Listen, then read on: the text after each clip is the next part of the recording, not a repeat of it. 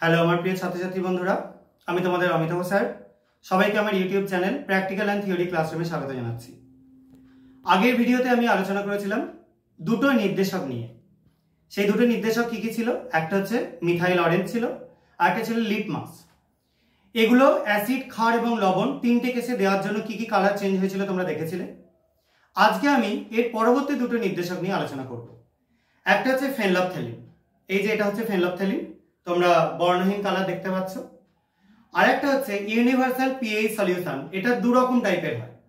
এটা একটা specific type, যেটা একটু লালচে টাইপের হয় বা একটু কমলা টাইপের বলতে পারো, সেরকম টাইপের হয়। আর আরেক রকম হয়, সেটা আমি আবার পরবর্তী ভিডিওতে দেখাবো। যাই হোক, প্রথমে আমি এই পিএইচ সলিউশন এবং ফেনলফথ্যালিন সলিউশন, এখানে যে অ্যাসিড, ক্ষার আর লবণের সলিউশন করা আছে আগের দিনের মতোই। প্রথমটা আছে অ্যাসিড HCl, পরেরটা আছে ক্ষার NaOH, তারপরটা আছে লবণ, আবার অ্যাসিড, আবার ক্ষার বা অ্যালকালি, আবার লবণ বা সল্ট, তাদের সলিউশন করে রেখেছি। ফার্স্ট আমি ফেনলফথ্যালিন যোগ করছি অ্যাসিডের সলিউশনে। দেখো যোগ করলাম, কোনো কালার চেঞ্জ হলো না। এবার ক্ষারে যোগ করছি দেখো, এবং একটা লবণে যোগ করছি। এবার পিএইচ ইন্ডিকেটরও ঠিক একই রকম ভাবে, প্রথমে অ্যাসিডে,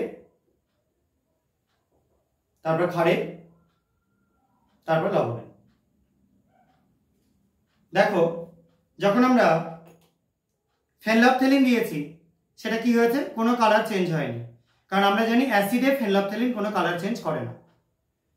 এরপর ক্ষারে দিয়েছি, এটা দেখতে পাচ্ছ লালচে গোলাপি বা বেগুনি টাইপের হয়ে গেছে। এই কালারটা কেন হয়েছে? ক্ষারে ফেনলফথ্যালিন দেওয়া হলে এই কালারটা হয়, তোমরা সবাই পড়েছো। আর আরেকটা যেটা হচ্ছে লবণে দিয়েছি, লবণ নিউট্রাল। দেখো ফেনলফথ্যালিন কোনো কালার চেঞ্জ করছে না, একটু ঘোলাটে হয়ে যাচ্ছে। এটা ফেনলফথ্যালিনের অ্যালকোহলটা জলের মধ্যে পড়ে যাওয়ার জন্য একটা বিশেষ টাইপের ইমালশন তৈরি করছে বলে এরকম হয়ে যাচ্ছে, কিন্তু কোনো কালার চেঞ্জ করছে না। এবার পিএইচ সলিউশন অ্যাসিডে দিয়েছি, দেখো লালচে হয়ে গেছে, দেখেই বুঝতে পারছো হালকা লাল হয়ে গেছে।